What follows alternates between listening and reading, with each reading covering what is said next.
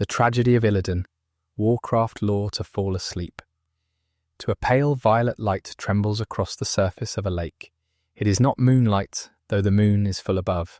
It comes from below, from the water itself, which glows faintly, as though something ancient breathes beneath its surface. The trees that line the shore are impossibly tall, their bark silvered with age, their leaves whispering in a language older than speech. This is Kalimdor. This is the world before it broke apart. And somewhere, in those depths of shimmering light, there is a voice. It is not a kind voice. It is not a cruel one either. It simply is. A voice that has had 10,000 years of silence, 10,000 years of darkness behind stone walls, to think about what it has done and what it would do again. I would have done anything to save them. And I did. That voice belongs to a name spoken in hushed tones across the ages, a name that is both curse and prayer, depending on who says it. Illidan Stormrage, the betrayer, the one who gave everything and was remembered for taking too much. His story is not a simple one.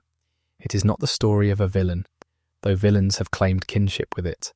It is not the story of a hero, though heroes have wept upon hearing it. It is the story of someone who loved so fiercely that he burned the world trying to keep it whole. Let us begin at the beginning, which is to say, let us begin with the trees. In the age before ages, when the world was young and still learning its own shape, the Kaldarai, the Night Elves, lived in the shadow of the world tree, Nordrassil.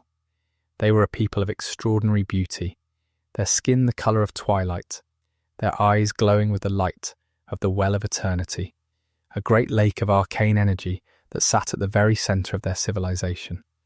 The well was everything. It was the source of their magic, their longevity, their connection to the very fabric of reality. It hummed with a frequency that could be felt in the bones, a deep and resonant vibration that said, "You are home." Among these people, in the city of Suramar, 2 brothers were born. Twins. They came into the world at the same moment, drawn from the same breath, and from their earliest days they were inseparable in the way that only twins can be, each knowing the other's thoughts before they were spoken, each feeling the other's pain as a dull ache in their own chest. Malfurion was the elder, if only by moments. He was thoughtful, patient. He moved through the world with a quiet certainty, as though he had already seen the shape of things and found them acceptable. He was drawn to the natural world, to the deep rhythms of growth and decay, to the sound of wind through branches. Illidan was different. Where Malfurion was still water, Illidan was a current. He burned with a need, not for power exactly, though power would later be the word most used to describe his hunger. What Illidan wanted was to matter, to be seen, to be the one who held the world together when it threatened to come apart. He was brilliant, truly, achingly brilliant. His mastery of arcane magic came as easily as breathing. Where others struggled for decades to learn a single incantation, Illidan simply understood.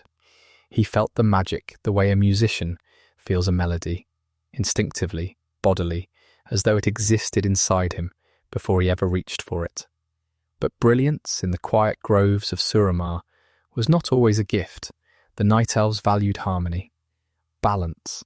They worshipped Elune, the moon goddess, whose light was gentle, whose presence was a balm. To be too bright, too hungry, too eager, this was to be unbalanced. And Illidan, for all his gifts, could not make himself smaller. There was one other thing that shaped Illidan in those early days, one other thing that cut through all his brilliance like a blade through silk. Her name was Tyrande Whisperwind. Tyrande was a priestess of Elune, devoted to the goddess with a purity of faith that was rare even among her kind. She had a face like a painting left unfinished, all the more beautiful for what it suggested rather than what it showed. She laughed easily. She listened deeply. She moved through the world with a grace that made the flowers turn their heads. Both brothers loved her. This was known. It was one of those things that simply existed in the air between them, like the scent of rain before a storm. Malfurion loved her gently, with a devotion that asked for nothing. He would bring her wildflowers and sit with her in silence, and she would lean against his shoulder, and the silence itself was enough. Illidan loved her differently. He loved her with his whole being, with a ferocity that frightened even him. He wanted to be worthy of her. He wanted to be the one who saved her, who saved everyone, who stood between the darkness and everything soft and precious in the world. And when she chose Malfurion, not because Illidan was lesser, but because the heart chooses what it chooses, something inside him cracked, not broke, cracked, a hairline fracture that would widen over centuries until it became a canyon. He did not blame Tyrande. He never blamed Tyrande. In the deepest, most secret chamber of his heart, he understood. She loved Malfurion because Malfurion was easy to love. He was steady. He was kind.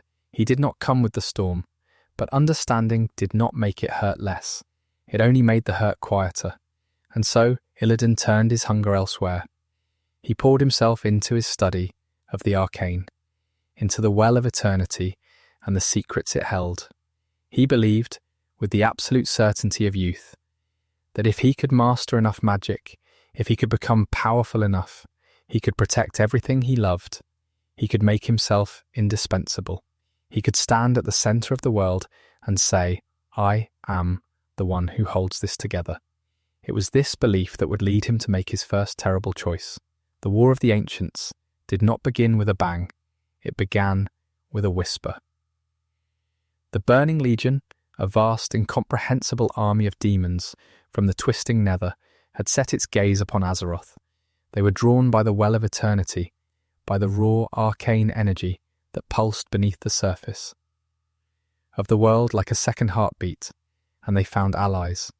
The Highborn, the arcane aristocracy of Night Elf society, had grown intoxicated by the well's power. They wanted more, always more, and when a voice from beyond the stars offered them more, they listened. The Queen of the Highborn, Azshara, opened the door. She welcomed the Legion into the world with open arms, believing them to be gods. And through that door came the demons, Shivara and Doomguards, Infernals and Fellhounds, creatures of fire and shadow that turned the sky red and the forests to ash. The Night Elves fought back. Malfurion, who had turned to Druidism under the tutelage of the great dragon Cenarius, led the resistance. Tyrande rallied the priestesses of Elune, and Illidan made his choice. He went to the Legion, not to join them, not truly. Illidan believed, and perhaps he was right, that the only way to defeat the demons was to understand them, to meet them on their own ground, to use the very power they wielded against them. He infiltrated their ranks. He studied their fell magic, that sickly, green, corrosive energy that was the opposite of everything the arcane stood for. And he learned more than anyone should. But understanding is a dangerous thing when it comes to darkness. The more Illidan understood the Legion, the more he became entangled in its web. He told himself he was playing a deeper game. He told himself he was the only one brave enough, clever enough, strong enough to walk this path. And perhaps he was, but bravery and folly have always shared a border, and Illidan walked it like a tightrope. When the War of the Ancients reached its climax, when the well of eternity began to tear open and the portal between worlds yawned wide, it was Illidan who stood at the centre. Not Malfurion, not Tyrande, Illidan. He had a vial, a single vial, filled with the waters of the well, collected before the corruption spread.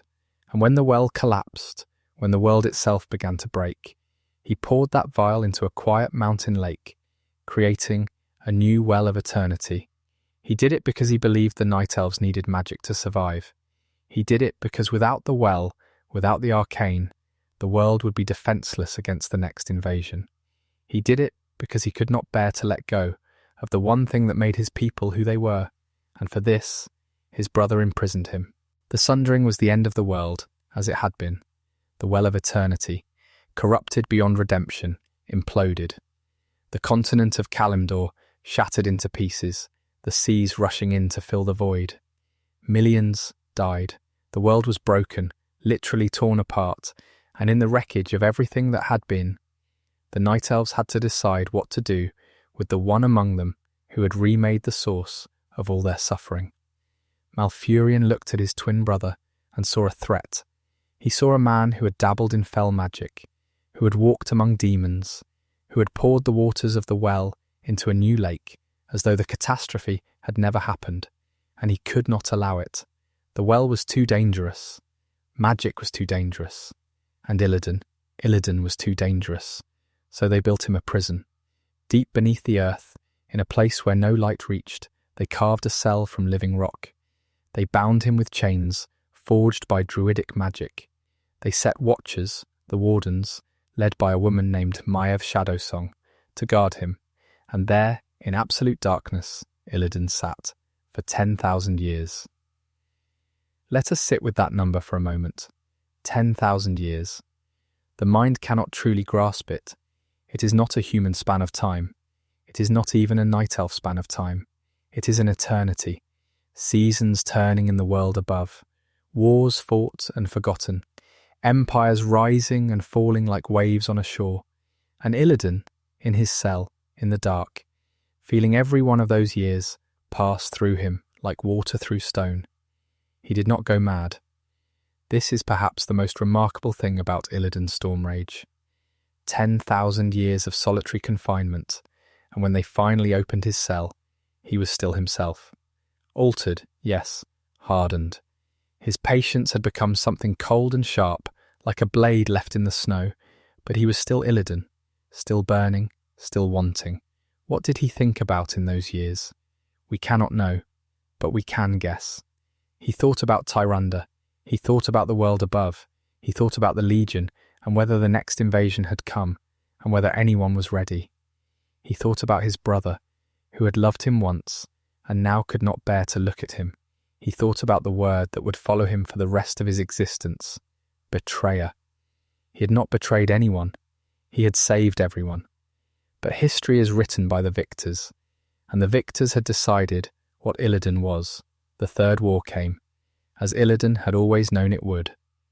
The Burning Legion returned to Azeroth, drawn once more by the echoes of the well, and once more the world teetered on the edge of annihilation. It was not Malfurion who freed Illidan. It was not even Tyrande, though she was the one who opened his cell. The forces that set Illidan loose upon the world again were more complicated than that. The Lich King, a being of terrible power, trapped in a frozen throne, sent one of his servants, the Death Knight Arthas, to find Illidan. Arthas needed Illidan, or rather, the Lich King needed him. There was a weapon, hidden in the forests of Felwood, an artifact of immense power, the Skull of Gul'dan. Gul'dan had been a warlock of staggering ambition, a servant of the Burning Legion, whose skull still pulsed with feel energy long after his death. It was poisoning the land around it, twisting the forests into something sick and wrong, and it was the key to defeating the demon lord Tichondrius, who led the Legion's forces on Azeroth. Illidan found the skull, and he consumed it. This was not a metaphor. He took the skull of the dead warlock and drew its power into himself, absorbing the fell energy, letting it seep into his bones, his blood, his very essence. The transformation was immediate and terrible. His body twisted, his horns grew longer, curling back from his temples like a ram's. His skin took on a sickly hue, mottled with green and purple, and great wings erupted from his back. Leathery, demonic, as though the Legion itself had reached inside him and reshaped him from within. He killed Tichondrius. The Demon Lord fell, and the Legion's advance faltered. And for a moment, just a moment, Illidan was celebrated. He had done what no one else could. He had struck a blow against the darkness. But the cost was written on his body for all to see. He had taken demon power into himself, and now he looked like what they had always accused him of being. A demon, a monster, the betrayer made flesh. Malfurion banished him. His own brother, the other half of his soul, looked at him with something worse than hatred. He looked at him with disappointment, and he told him to leave and never return. And Illidan, who had spent 10,000 years in darkness for trying to save his people, went outland. That was where Illidan went, a broken world, floating in the void between dimensions, the shattered remnants of a planet called Draenor that the Orcs had once called home. It was a ruin, a beautiful ruin in its way, with its floating islands and its shattered sky, but a ruin nonetheless. No one wanted Outland, no one claimed it. Illidan made it his. He gathered those who would follow him, broken Draenei, displaced orcs, elves of every kind, and most importantly, the demon hunters. The Illidari, warriors who, like Illidan himself, had taken the fight to the Legion by consuming the very power of their enemies. They had sacrificed their eyes, burned them out, replaced them with spectral sight that showed the world not as it was, but as it truly was, in all its raw and terrible beauty. They carried fell energy in their bodies, like a slow poison, using it to destroy the very demons that spawned it. At the Black Temple, once the Alkindun, a sacred Draenei mausoleum that Illidan had claimed and transformed into a fortress of shadow and flame, he built his seat of power. From there, he planned, he prepared, he waited, because Illidan knew something that few others did. The Burning Legion would return. They always returned. And when they did, the forces of Azeroth would not be enough. Not the Alliance, not the Horde, not even the dragons. The Legion was infinite. It could not be defeated by conventional means. It could only be defeated by someone willing to use their own weapons against them. Someone willing to become the monster in order to destroy the greater monster. Illidan had already made that choice. He had already paid the price. And now, in the broken sky of Outland, he prepared to pay it again. He opened portals. He forged weapons. He built an army unlike any the world had seen. Not of soldiers, but of demons turned against their masters, of fell corrupted warriors who burned with a fire that consumed them from the inside. It was not a noble army, it was not a pretty thing, but it was effective. And then the heroes of Azeroth came. They came with righteous fury. The champions of the Alliance and the Horde, united for once by a common threat, stormed the Black Temple. They fought through Illidan's forces, through the Blood Elves and the Naga, through the Fell Guards and the Illidari, through layer after layer of defence that Illidan had spent years building. They reached his throne room, and there, at the top of his temple, in a chamber open to the sky, Illidan stood. He was magnificent and terrible. His wings spread wide, his warglaives, those twin blades of silver and fire, gleamed in the fell light. His eyes, or what passed for eyes, burned with a green flame that seemed to look through the heroes rather than at them. And his voice, when he spoke, carried the weight of 10,000 years of solitude. You are not prepared. It was not a boast, it was a warning, and perhaps in some way it was a plea. He had tried to tell them. He had tried to explain that the Legion was coming, that they needed him, that the path he walked was the only path that led to survival. But they would not listen. They never listened. The battle was fierce. Illidan fought with everything he had, with fell magic, with shadow, with the warglaives that had carved a path of destruction across two worlds. But in the end, he fell. The heroes stood over his broken body, and the Black Temple fell silent. He lay there on the cold stone floor of his own fortress, and the light faded from his eyes. And in that moment, as the darkness closed in for the second time in his long and extraordinary life, one has to wonder what he thought about. Did he think about Tyrande? About the warmth of her hand, the sound of her voice, the way she looked at him in those early days when the world was still young and full of possibility? Did he think about Malfurion? About the brother who had shared his first breath and could not share his last? About the love that had become something else, something harder, colder, more like stone than water? Did he think about the Well of Eternity? About the moment he poured that vial into the lake, believing with all his heart that he was doing the right thing? About the 10,000 years that followed, spent in the dark, paying for a crime that was not a crime? Or did he simply think, I tried? Perhaps that is enough. Perhaps that is the most anyone can say at the end of a life as long and as difficult as Illidan Stormrage's. I tried to save them. I tried to be what they needed. I tried to walk the path between light and darkness, between sacrifice and destruction, between love and fury. I tried and I failed, and I tried again, and I failed again, and I never stopped trying. But this was not the end, not truly. The world had more to say about Illidan Stormrage, and he had more to say about himself. When the Burning Legion returned, as Illidan had always promised they would, the forces of Azeroth found themselves outmatched. The demons poured through the sky in numbers beyond counting, and the heroes who had once defeated Illidan now found themselves desperate for any advantage, any weapon, any hope. And in their desperation, they remembered him. They sought out his soul.